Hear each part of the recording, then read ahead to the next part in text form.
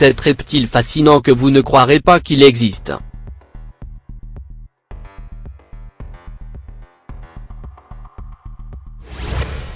Numéro 7.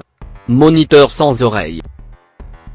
Le lézard moniteur sans oreille est un lézard brun aquatique originaire de l'île de Bornéo, en Asie du Sud-Est. C'est la seule espèce vivante de la famille Lanthanotide. Il a un corps cylindrique, long cou, des membres courts, longues griffes acérées, de petits yeux, les paupières inférieures semi-transparents, et 6 rangées de longitudinales fortement carénées échelles. Malgré leur nom, ils sont capables d'entendre, bien qu'il leur manque un tympan, une oreille qui s'ouvre et d'autres signaux auditifs visibles de l'extérieur. Les parties supérieures sont brun orangé et le dessous est brun foncé et blanchâtre marbré.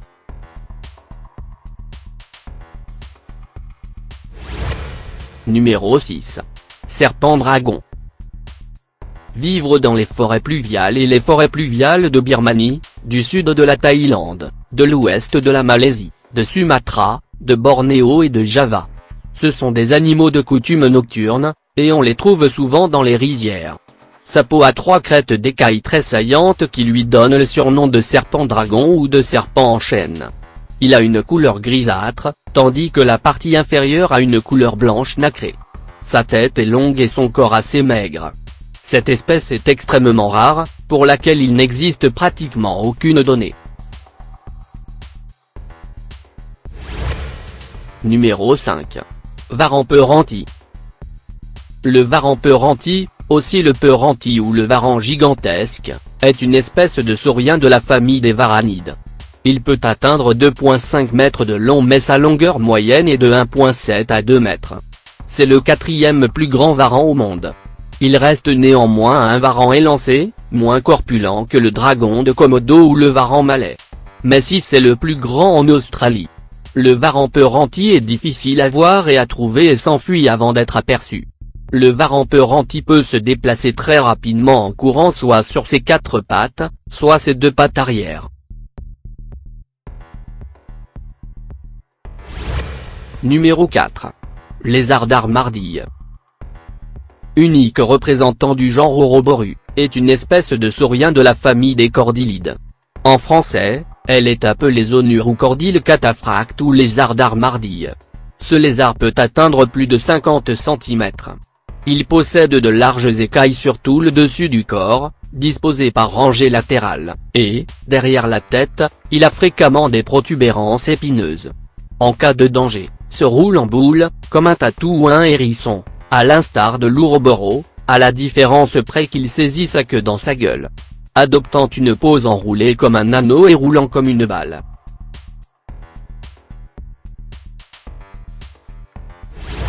Numéro 3. Lézard crocodile de Chine. Le lézard crocodile de Chine, unique représentant du genre Shinzoru. Ce reptile peut atteindre 40 cm de long pour un poids d'environ 150 grammes. Les mâles ont la gorge et le ventre rouge assez vif, ceci étant blanc-gris chez les femelles. C'est un bon nageur, qui n'hésite pas à plonger dans les rivières pour échapper à des prédateurs. Il est capable de rester sous l'eau un long moment. Il est diurne, et se réchauffe au soleil sur des branches proches ou au-dessus de l'eau.